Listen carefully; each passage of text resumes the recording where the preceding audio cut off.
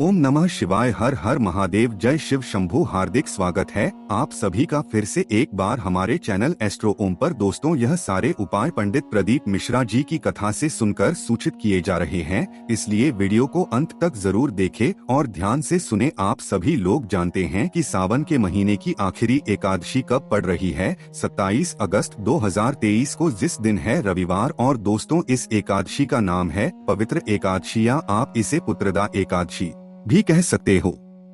अब यह वाली एकादशी इसीलिए बहुत ज्यादा खास है क्योंकि ये सावन महीने की आखिरी एकादशी है। और इस सावन महीने की आखिरी एकादशी के दिन आपको कुछ ऐसे विशेष उपाय करने चाहिए जिससे कि आपके घर में जो धन संपदा होती है वो बढ़ती जाती है। और अगर आपने किसी को पैसा दिया होता है या आपके घर में कहीं से पैसा आना होता है और वो रुका हुआ है, अटका हुआ है बहुत लंबे समय से, तो भी आपको कुछ विशेष उपाय इस दिन जरूर करना चाहिए। विशेष ये है कि सावन की आखिरी एकादशी है, साथ ही में ये एकादशी रविवार के दिन पड़ रही है, तो इसीलिए यह मौका आपको आपके हाथ से नहीं जाना चाहिए, देना चाहिए। तो चलिए दोस्तों, सबसे पहले उपाय के बारे में बात करते हैं जो कि आपको इस सावन महीने की आखिरी एकादशी 27 अगस्त 2023 रविवार के दिन करना चाहिए। दोस्तों, सबसे जो हम आपको उपाय बताएंगे ये आपके घर में धन की वृद्धि का बताएंगे। किसका बताएंगे? धन की वृद्धि का बताएंगे, जिससे कि आपके घर में पैसों की जो आवक है वो बढ़ जाए। तो इसके लिए आपको मात्र करना ये है कि आपने कनेर का पुष्प देखा होगा और अभी तक जो आपने उपाय किए हैं उसमें उपयोग भी किया होगा। तो आपको क्या करना है, इस दिन रविवार के दिन, इस एकादशी के दिन एक कनेर का पुष्प, या एक से यानी एक भी आप लोग ले सकते हो, पर एक कनेर का पुष्प तो लेना ही है। साथ ही में प्रातःकाल सुबह सुबह घर से शुद्ध होके स्नान करके शुद्ध वस्त्र पहन अपने घर से 2 पात्रों में जल लेकर निकलना है। 2 पात्र कहने का मतलब है या तो 2 लोटे ले लो या 1 लोटा ले लो या एक किसी पात्र में जो है जल भर लो। दोनों ही पात्रों को एक के ऊपर एक रख के अपने घर से निकलना है। साथ में एक कनेर का पुष्प लेकर निकलना है। इसके अलावा जो आप बेलपत्री वगैरह लेकर जाना चाहो वो लेकर जा सकते हो। तो करना क्या है, भगवान शिव जी के मंदिर पहुंचना है। शिव जी की चौखट तक पहुंचते ही आपको रुक जाना है। उसके बाद में दोनों हाथों में एक एक पात्र ले लेना है जिसके अंदर आपने जल भरा हुआ है। वो 2 लोटे हैं तो दोनों हाथों में लोटा रख लो, और कोई और पात्र है तो एक हाथ में, मतलब दोनों हाथ में एक एक पात्र आप लोग पकड़ लो। क्या करना है, दोनों हाथों में एक एक पात्र पकड़ने के बाद आपको फिर क्या करना है, भगवान शिव जी की चौखट पर चढ़ना है। चौखट पर चढ़ने के बाद आपको क्या करना है, सीधा भगवान शिव जी के पास में जाना है और सबसे पहले अपना यह 2 लोटा जल भगवान शिव जी पर चढ़ाना है, या 2 पात्रों में जो आप जल लेकर आए हो इसे भगवान शिव जी पर चढ़ाना है। कैसे चढ़ाओगे, शिवलिंग के ऊपर दोनों पात्रों को एक दूसरे के आमने सामने करके एक साथ एक धारा से जल समर्पित करना शुरू करना है। दोनों पात्रों का पूरा जल समर्पित हो जाए, उसके बाद में मात्र एक कनेर का पुष्प बिना किसी मनोकामना को करते हुए आपको मात्र समर्पित कर देना है। आपने कनेर का पुष्प पहले शिवलिंग पर समर्पित किया। अब यह जो कनेर का पुष्प होगा ना, इस बात का ध्यान रखना है कि इसका जो खिला हुआ भाग होगा वो आपकी तरफ होना चाहिए, या तो सामने की तरफ होना चाहिए। जिस तरफ जलाधारी होती है, जहाँ से जल बहता हुआ जाता है, जलाधारी से नीचे करता है, सामने की तरफ इस कनेर के पुष्प का, कनेर के फूल का खिला भाग होना चाहिए। और दोस्तों, अगर आप लोग चाहें तो यही कनेर का पुष्प आप माता अशोक चंद्र जी वाले स्थान पर भी समर्पित कर सकते हैं। जल को चढ़ाने के बाद में कहां पर माता अशोक चंद्र जी का स्थान होता है, जलाधारी के बिल्कुल बीचों बीच। या अगर आप लोग एक से ज्यादा फूल लाए हैं तो आप एक तो भगवान शिव जी पर समर्पित कर दीजिए, उसका खिला हुआ भाग आगे की तरफ होना चाहिए, और दूसरा जो फूल है वो आप माता अशोक चंद्र जी बल मतलब स्थान पर समर्पित कर दीजिए। पर जब आप ये मतलब कनेर का पुष्प माता अशोक चंद्र जी वाले स्थान पर समर्पित करेंगे तो उस समय इस कनेर के का जो मुख है वो भगवान शिव जी की शिवलिंग की तरफ होना चाहिए। मात्र इस बात का आपको ध्यान रखना है।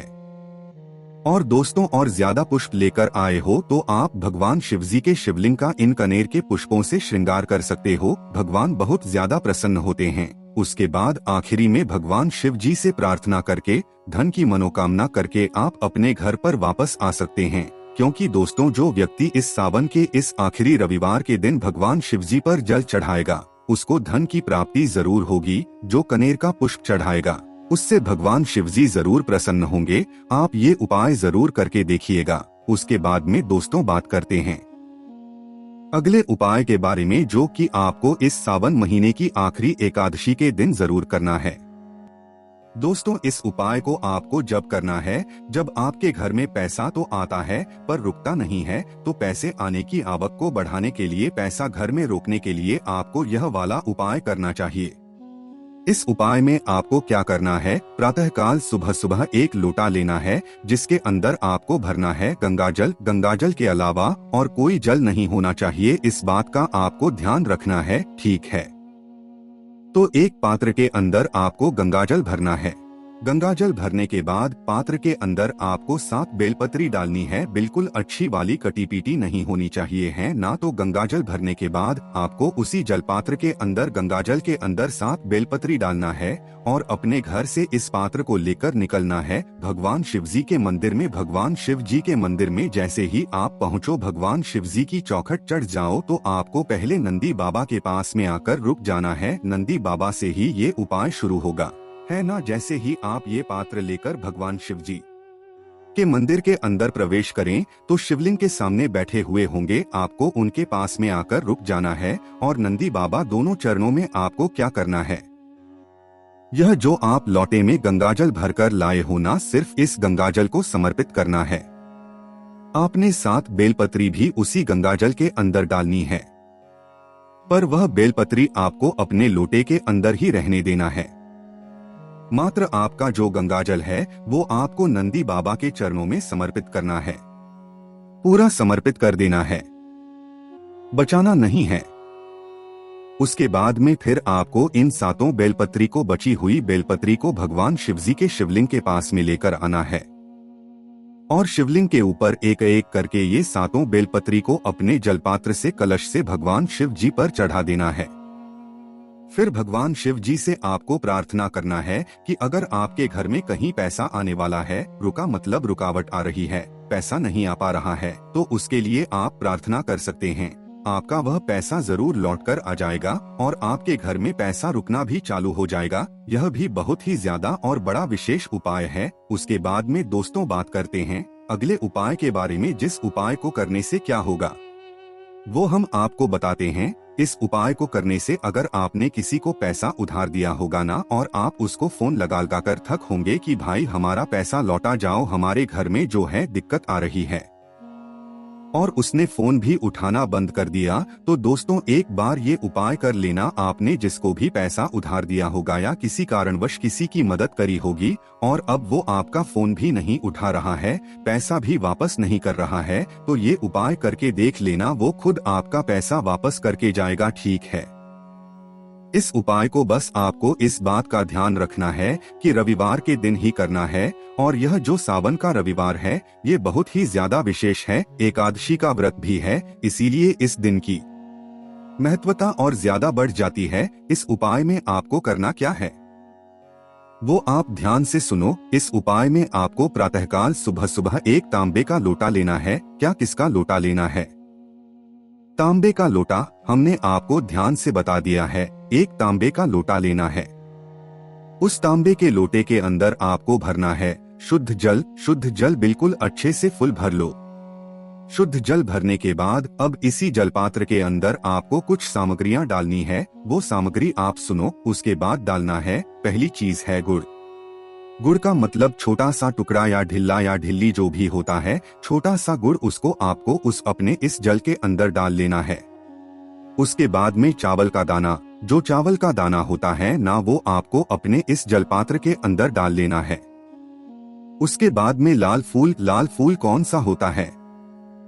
यहाँ पर गुलाब का फूल लाल होता है, और जो भी लाल फूल होता है जो भगवान श्री पर समर्पित होता हो वो आप डाल सकते हैं, पर सबसे अच्छा जो होगा वो गुलाब का ही होगा। तो एक लाल फूल आपको इस जलपात्र के अंदर डाल देना है, और अगर ये गुलाब की पत्ती मिल जाती है तो भी बहुत है, जल जाएगा। उसके बाद में लाल मिर्ची होती है ना, उस लाल मिर्ची के 11 दाने आपको लेने हैं। कितने? 11। 11 तो लाल मिर्ची 11 दाने आपको लेकर इसी जलपात्र के अंदर डाल देने हैं। अब आ जाना है आपको प्रातःकाल सुबह सुबह इसी सावन महीने के आखिरी रविवार एकादशी व्रत के दिन सूर्य के सामने मतलब सूर्य देव के सामने, क्योंकि इसी जल से आपको सूर्य को अर्घ्य देना है। तो करना क्या है, जैसे ही आप सूर्य को अर्घ्य देने के लिए खड़े हों तो सबसे पहले चीज अपने दोनों हाथों से इस कलश को पकड़ लो, दोनों हाथों को बिल्कुल ऊपर कर लो। उसके बाद में अपना मुख सामने की तरफ कर लो बिल्कुल। उसके बाद में आपको इसी जलपात्र से सूर्य को अर्घ्य देना है। सूर्य को पढ़िए एक धारा से धीरे धीरे जो है आप सूर्य को अर्घ्य दीजिए, और वो जो सामग्री है वो अपने आप ही जो है जल पात्र से बाहर आने दें, उसमें कोई दिक्कत नहीं है। ठीक है, इस तरीके से आपको ये जल पात्र को तैयार करके फिर इसे सूर्य को अर्घ्य देना है। ठीक है, उसके बाद में दोस्तों ये जो जल पात्र आप सूर्य को अर्घ्य दे रहे हैं, इसके जो छींटे आपके ऊपर आते हैं ना, इससे आपको कोई दोष नहीं लगता है, इसमें आपको टेंशन लेने की जरूरत नहीं है। ठीक है, बस यहाँ पर ये उपाय पूर्ण हो जाता है। इस उपाय को करने के बाद वह व्यक्ति जिसने इसको पैसा दिया होगा वो खुद आपका पैसा वापस लौटा कर जाएगा। सीधी सी बात, यह घर में पैसों की आवक भी इससे बढ़ जाएगी। अब बात करते हैं दोस्तों अगले उपाय के बारे में, जो कि विशेषकर सावन की इस आखिरी एकादशी का उपाय है। इस उपाय में आपको करना क्या है वो भी आप लोग बहुत ध्यान से सुनिए। इस उपाय में आपको क्या करना है, ये आप सुबह के समय भी कर सकते हैं उपाय, और शाम के समय भी कर सकते हैं। यह उपाय आपके भाग्य को भी बदल सकता है।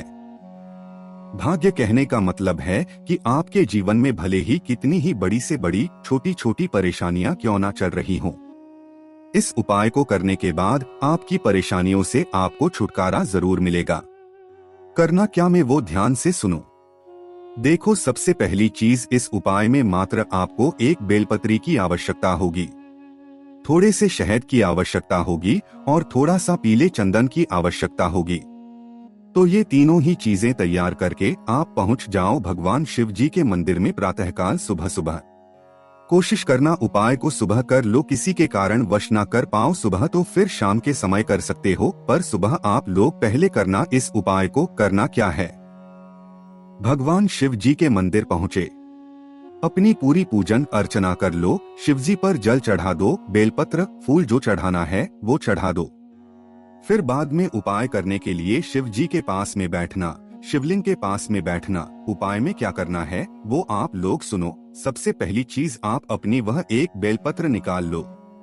उपाय में मात्र एक बेलपत्री की आवश्यकता होगी और यह उपाय आपका भाग्य बदल देगा, आपका भाग्य चमका देगा, जीवन में आने वाली सारी दुख समस्याओं को दूर कर देगा। करना क्या है, अपनी वह पहली बेलपत्र निकालकर सबसे पहली चीज आप जो अपने साथ पीला चंदन लेकर आए हैं, उस पीले चंदन में थोड़ा पानी डालकर उसको खोल लीजिए, और उसी पीले चंदन से आप अपनी इस एक बेलपत्री की बीच वाली बड़ी पत्ती पर आप चंदन लगा लीजिए, पूरे में फेर दीजिए, मात्र टीका के लिए नहीं लगाना है। पीले चंदन को जो है उस बीच वाली बड़ी पत्ती पर पूरे में फेर दीजिए। जो नीचे की साइड की दो पत्तियां होंगी उन पर आपको कुछ भी नहीं करना है ना, मात्र बीच वाली बड़ी पत्ती पर पीला चंदन पूरे में फेर देना है ना। लगा दिया आप लोगों ने, उसके बाद में आप ध्यान दो, आपकी जो है बेलपत्री होगी, उस बेलपत्री में एक मध्यस्थ जोड़ होगा। मध्यस्थ जोड़ कहने का मतलब है कि जिस स्थान पर आकर उस बेलपत्री की इन तीनों पत्तियों की डंडी आकर मिलती है ना, तो वहीं पर नीचे देखना डंडी के पास में कि तीनों जो पत्तियां होंगी ना, एक उन तीनों पत्तियों की डंडी आकर एक जगह मिल रही होगी, वो होता है मध्यस्थ जोड़ है ना। उसी मध्यस्थ जोड़ पर आपको मात्र थोड़ा सा शहद लगाना है। क्या लगाना है,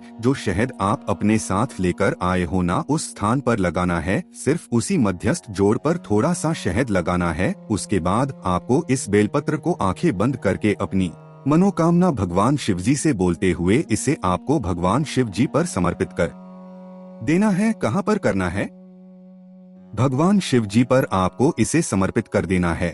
समर्पित करने के बाद भगवान से प्रार्थना करना है, अपनी मनोकामना है, आपका जो काम होगा वो पूर्ण होगा। साथ ही में भगवान शिव इस उपाय करने के बाद आपका भाग्य भी जरूर चमकाएंगे। उसके बाद में दोस्तों इस सावन महीने की आखिरी एकादशी और आखिरी रविवार का जो अगला और सबसे बड़ा और विशेष उपाय है वो ये है कि इस दिन आपको भगवान शिव जी के मंदिर जाना है। मंदिर जाने के बाद आप अपनी पूजन अर्चना कर लो, सब कामों से बिल्कुल फ्री हो जाओ। मतलब जल चढ़ाने से बेलपत्री फूल जो चढ़ाना चाहते हो चढ़ा दो, उपाय वगैरह सब कर लो। उसके बाद में आखिरी में किए जाने वाले एक बहुत बड़ा और विशेष उपाय है। इस उपाय को अगर आप इस दिन करते हैं ना, तो बिना बोले आपको वो सब देंगे जिसकी आपने कभी कल्पना भी नहीं करी होगी।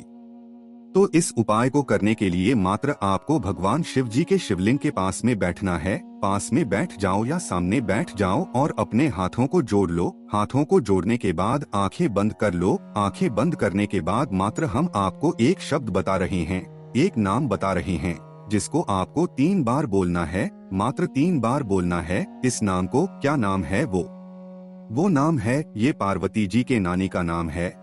तो कुछ इस प्रकार से आपको इस नाम को उच्चारण 3 बार करना है, जैसे कि स्नान को आप भगवान शिव जी के शिवलिंग के सामने बैठकर बोलना।